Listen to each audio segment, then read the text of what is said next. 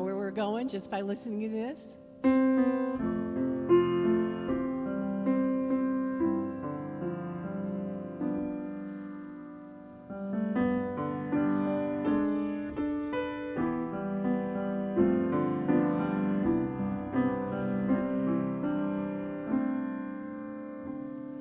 In this moment, in this place, I remember who I am, letting fear and worry fall away from me.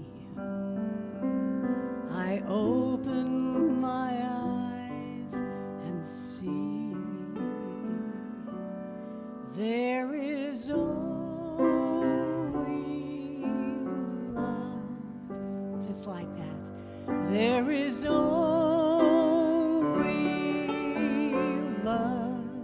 Tell me more. Love that heals, love that sets us free. There is only love. When I lose myself, yes, and I feel like I've lost my way. What do we do, everybody? Then we go inside, quiet our minds, and we hear Spirit gently say, there is only love. There is only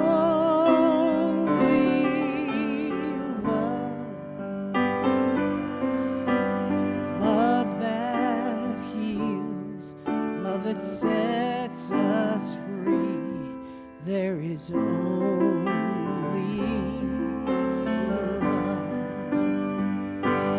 There is only love. Only love. Love that heals, love that sets us free. There is only love. Sweet love.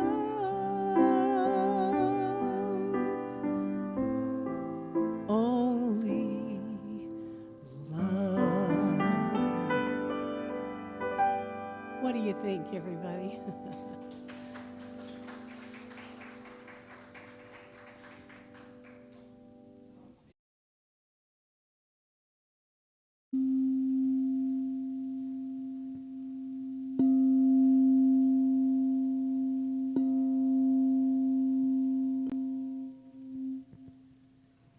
Please join me in prayer.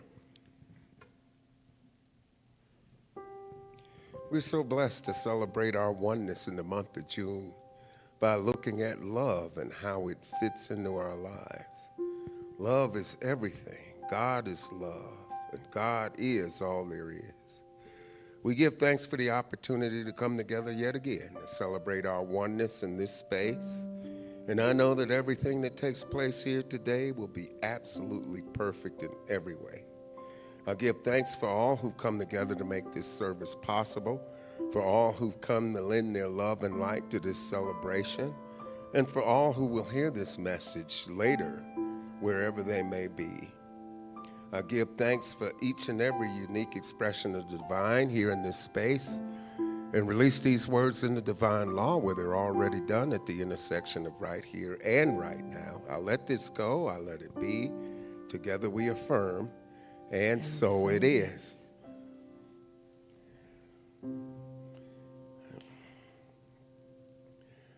I decided I'd give Ernest a little rest, and we've got one quote for him, but he always bats clean up. So we're going to start with Louise Hay this good. week. Yay. I love and approve of myself. I appreciate all that I do.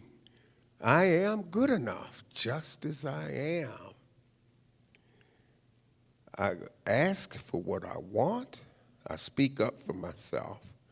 I claim my power. From Candy Paul. Put your love in action today with a simple act of kindness. When you express love to another person, you give your souls a lift as well as help others. And now the moment you've been waiting for, Ernest, our honorable founder, the Honorable Dr. Ernest Holmes. If we look at love enough, we become lovely, for this is the way of love.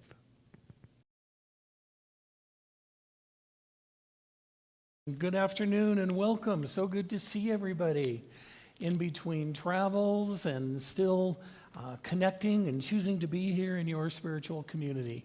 It's an honor to be with you. And once again, Karen, thank you. You have so beautifully encapsulated our talks for the month of June. Our work here is done, and so it is. But I want to hear what you have to say, Dr. Oh, David. oh, It's God never bless good you. until we get to hear what you have to say. Thank you for asking. I am, after all, a minister with a microphone. That is it. So here we are and here we go. And yeah, so for the month of June, we're going to talk about a higher, deeper love. And you know, I made the mistake a long time ago of Googling just the word love. Billions of hits later, I couldn't even start on it because there was so much information. And yet, there's still more to say. So thank you for that. And this, our first week exploration, we're going to look at, I want to know what love is. Our contemplative question is, are you able to let love be present in the uncomfortable as well as the good? Many of us do pretty darn well when we're in a good space, however you choose to define it. We can love and we're happy and we're spiritual. And when we're in a challenging space, speaking only for myself, it becomes more of a challenge. So that's what we're going to look at. We're exploring what it means to move beyond the sentimental and into something deeper, beyond conditional love, beyond convenient love, beyond love that only shows up when everything is going our way. So today, again, we begin with the simple question made famous by the song many of us know, I want to know what love is. You're welcome for that earworm. And perhaps the better question is, how do we recognize love when life isn't perfect? How do we let love be present in both the comfortable as well as the uncomfortable moments? So a number of years ago, let me back up by saying I've had the great joy and honor to travel around the country and the world and participate and see firsthand many centers for spiritual living around the world. And I remember in this one case, I was a part of this service at this center, and the adults finished before the kids. And so I was walking down the hallway and poking my head in and seeing what was happening in some of the different classrooms. And I noticed the children's classrooms were buzzing with energy. Probably a mixture of spirituality and sugar would be my guess. If any of you have ever participated in spiritual community, specifically with our giant souls with short legs in spiritual community, you know that organized chaos is often the highest level of organization available. So I peeked into a classroom, and a teacher was sitting cross-legged on the floor with these beautiful souls around her. And she asked a simple question. She said, "Where does God live?" And a little girl immediately raised her hand. Everywhere. Gold star, you win. Have another cookie. Another child said, God lives in me. Another said, God lives in my grandma. A little boy in the back enthusiastically raised his hand and said, God lives in my dog. Right? And after all, what is God spelled backwards but dog? And before anyone could regain control of the conversation, another child shouted, God lives in pizza. And I'm like, this little one, we're kindred spirits here. At that point, the theological discussion had officially gone off the rails. The teacher decided wisely to lean into the moment, and she asked another question. What does God look like? The room became quiet. A little girl who had been silent and not spoken yet in this particular class raised her hand. She said, God looks like people loving each other. The room got quiet. The teacher got quiet. The volunteers got quiet. Even the future pizza theologian got quiet. Because everyone in the room knew something profound had just happened. That little girl had articulated in 7 words what mystics, philosophers, ministers, and theologians have spent centuries trying to explain. God looks like people loving each other. When I think about why New Dawn continues to invest time and energy rebuilding and revitalizing our children's program, it isn't because we need another activity on the calendar. It isn't because churches are supposed to have children's programs. It isn't even because we would love to welcome more young families into our midst.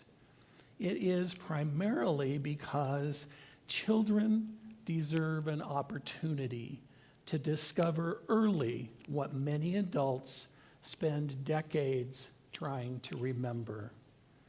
That they are loved, that they belong, that they matter, that Spirit lives within them, that they never have to earn their worthiness, and that God often looks exactly like people loving each other. Today we begin our June theme, Higher, Deeper Love, by asking the question, I want to know what love is. And perhaps that little girl has already given us the answer. After I share, please respond, love is something I am. Love is something I am. Love is present in every moment. Love is something I am. Love is grander than my circumstances. Love is something I am. Love welcomes every part of me. Love is something I am. Love lives here and now. Love is something I am. So while Russell was giving Ernest a break, I am not that kind. Ernest wrote that there is but one ultimate impulsion in the universe, and that impulsion is love. Not merely sentiment, not emotion, not merely affection. Love is the very essence of divine givingness. Love is the energy behind creation itself. So I shared our contemplative question, are you able to let love be present in the uncomfortable and the good? Because most of us are pretty comfortable experiencing love when life is working, right? The challenge comes when it isn't, or by our definition at least, that's where our spiritual practice begins.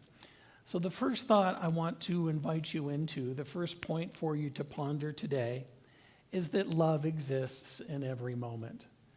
As metaphysicians, we know that. As human beings, it's not always easy to remember that.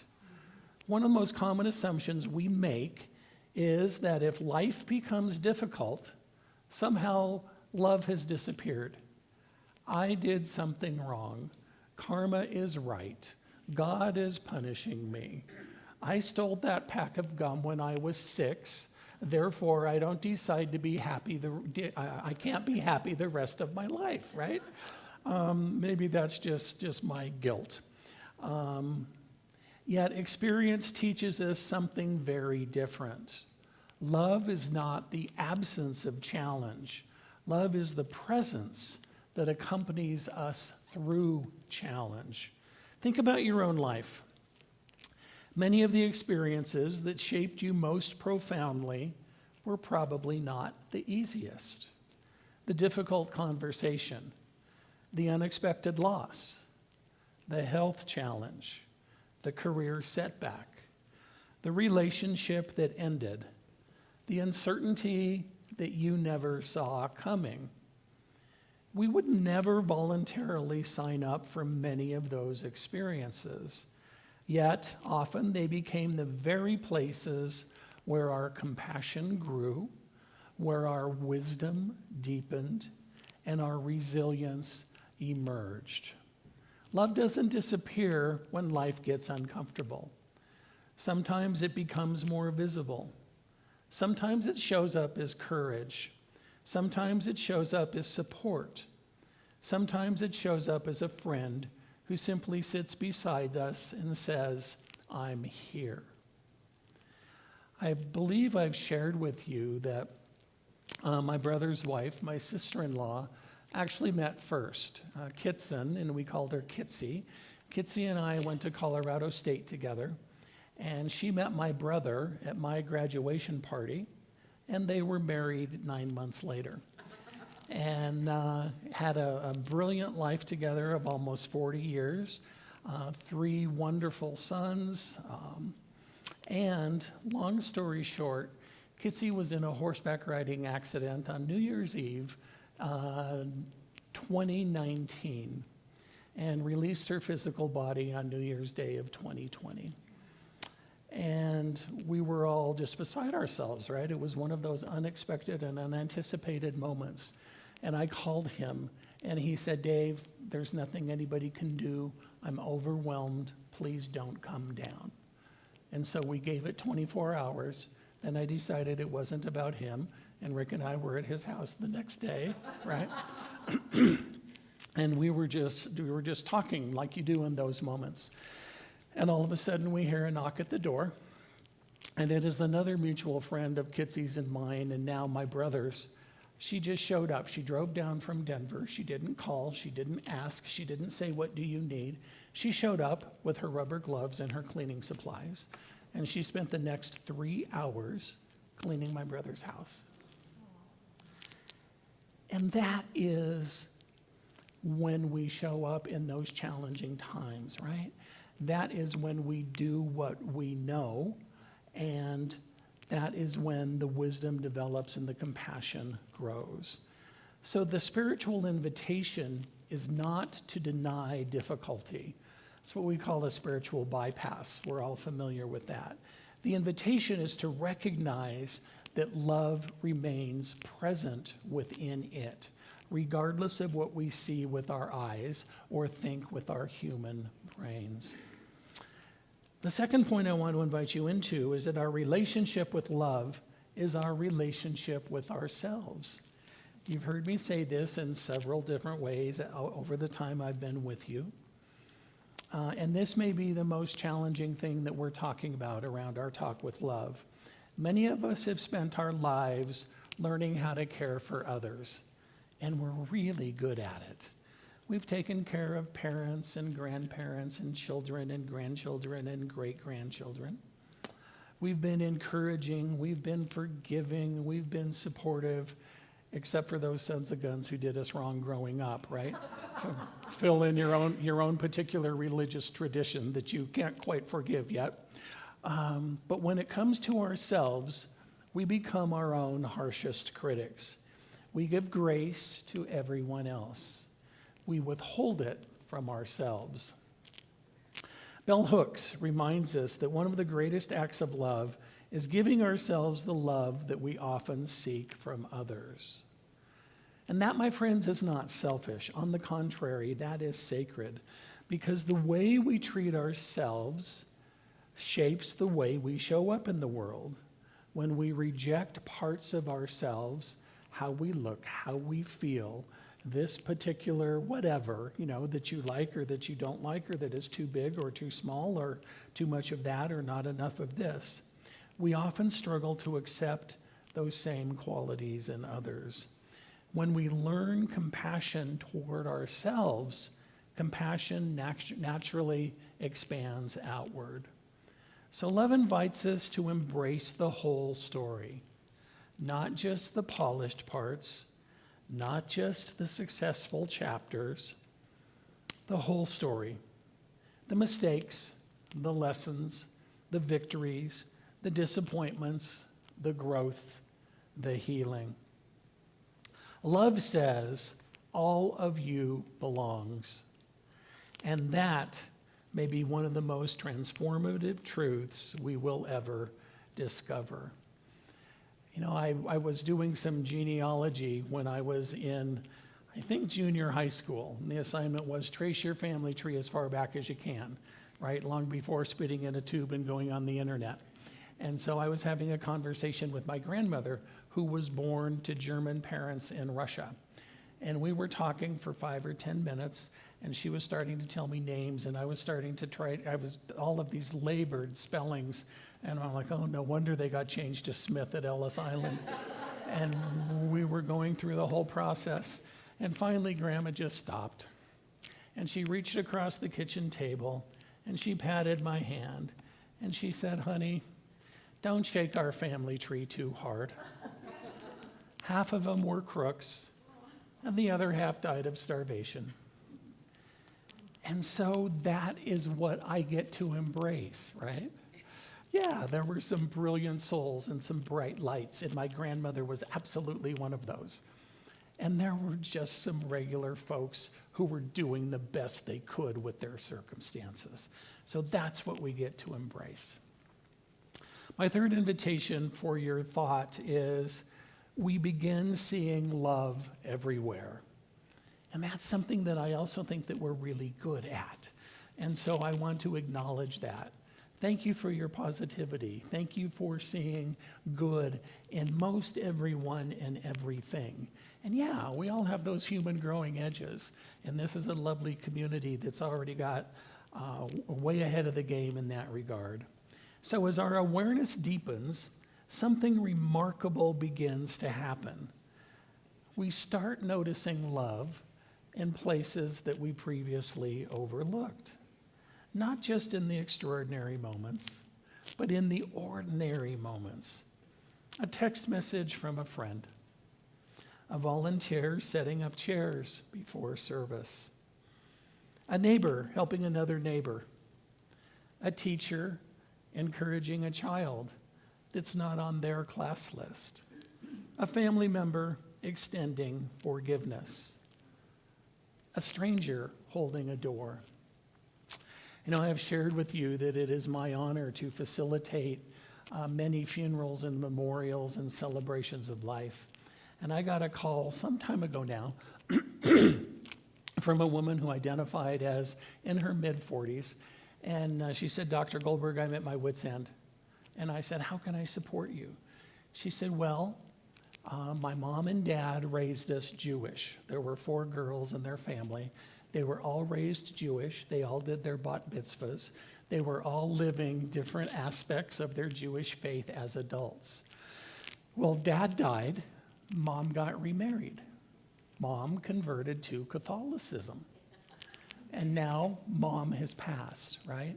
Dad died, and they knew dad was still a Jew, and they did the whole Jewish thing, and everything was kosher, double entendre included. And now mom had passed, and she said, we have reached out to the rabbi, and he said, no, why would he come? Because she identified as a Catholic. And we reached out to the priest, and he really wasn't comfortable coming because, you know, she was kind of a late-in-life convert, and he didn't know her well, and he wasn't really sure how Catholic she was.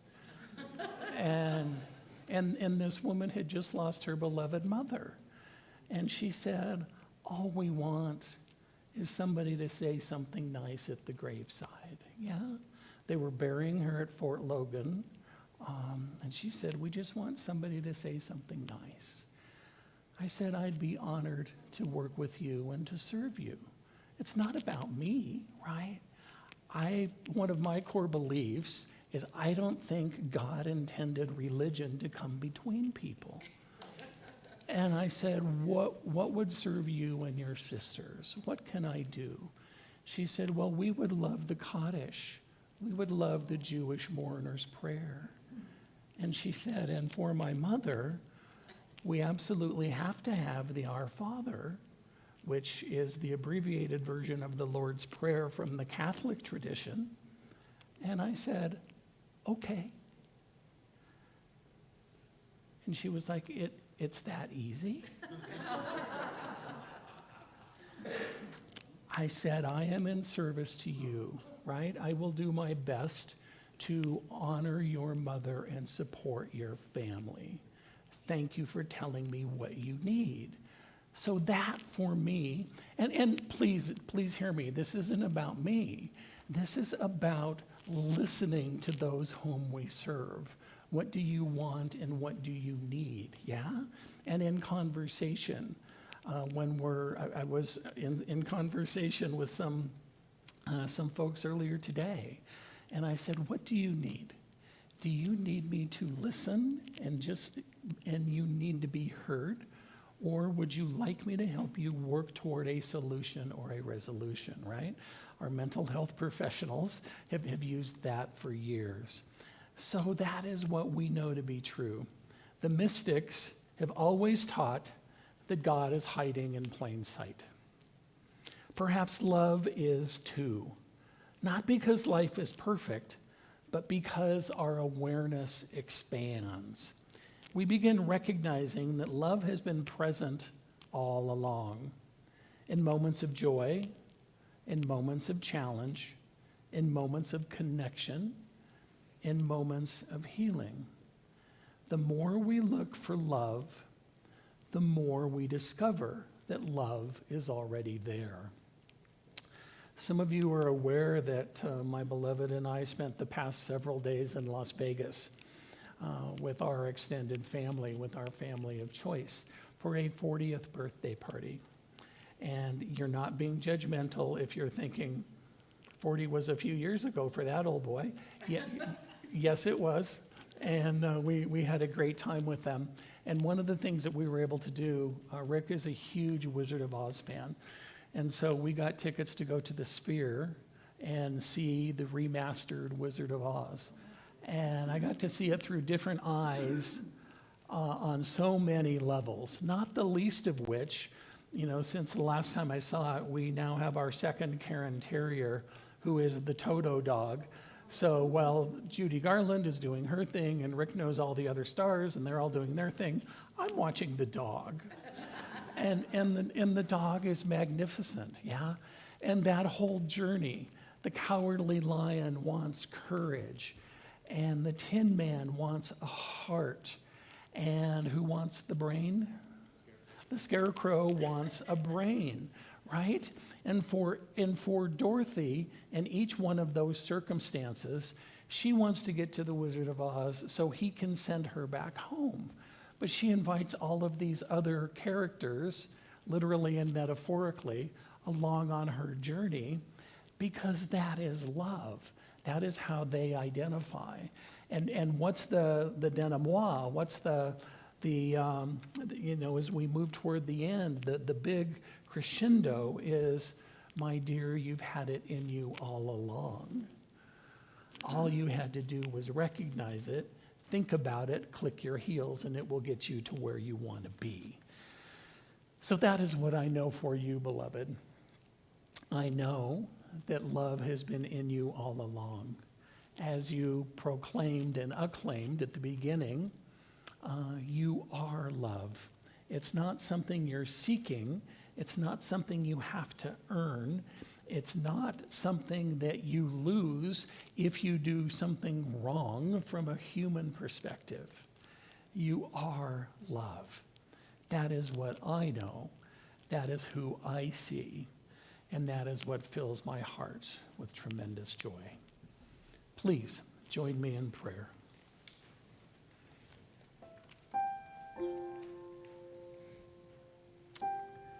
So as we prepare for our children's ministry conversation following today's service, let's remember that we're not simply discussing classrooms, curriculum, volunteers, budgets, or logistics.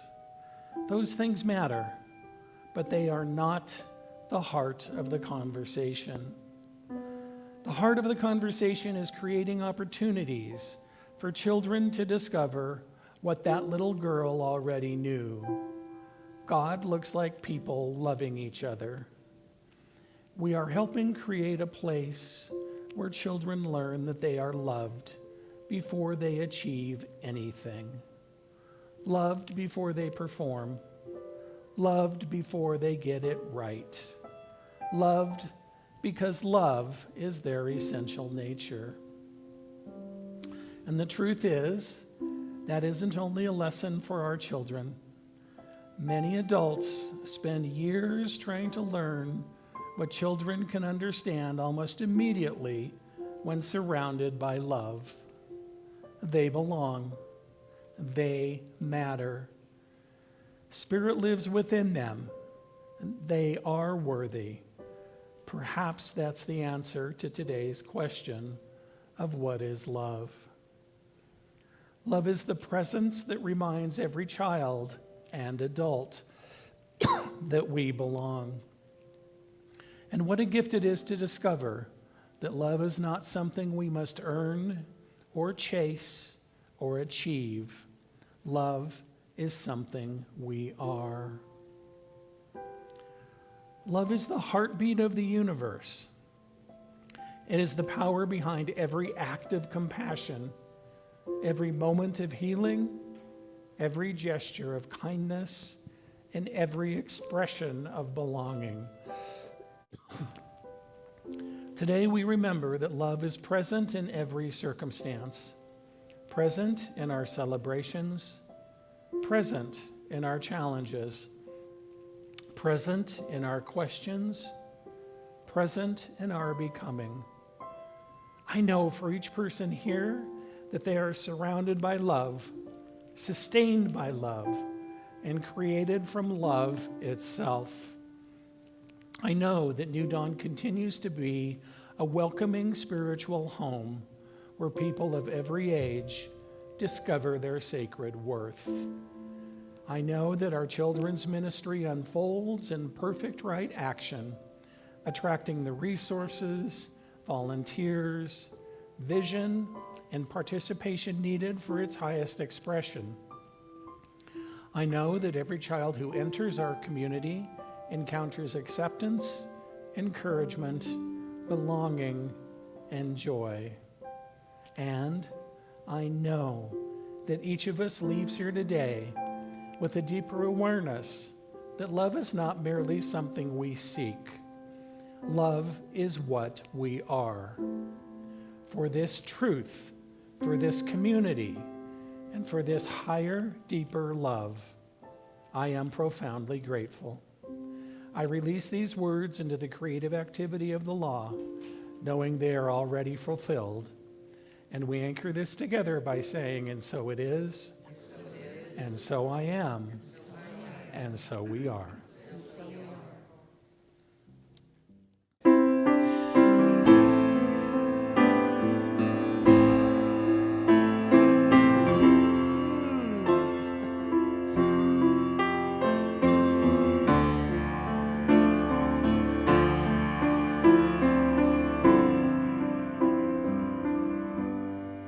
Live from your heart, love from your soul.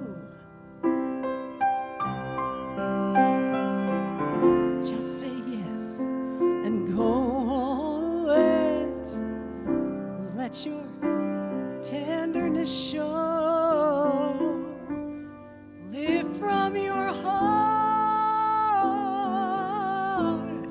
love from your soul.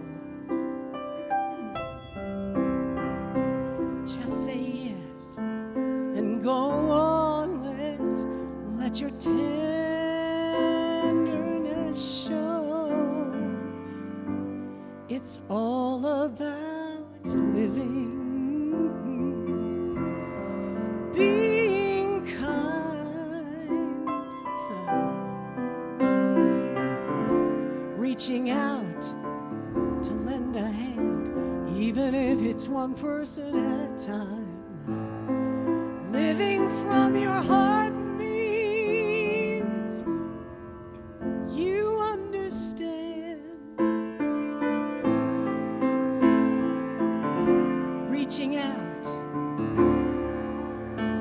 and giving all that you can. Live from your heart, love from your soul. Just say yes. Go on, let your sweet soul show. Live from your heart, love from your soul. Go on, let your sweet soul show. It's all about loving, 'cause it's right where we are. Not something we have to earn, but something that is in us, near and far. Living from your soul means we all understand. Reaching out to everyone around us, lending and giving a heart and a hand. Live from your heart, love from your soul. All you have to do is just say yes, and then let that sweet center that you belong from come on and let it show.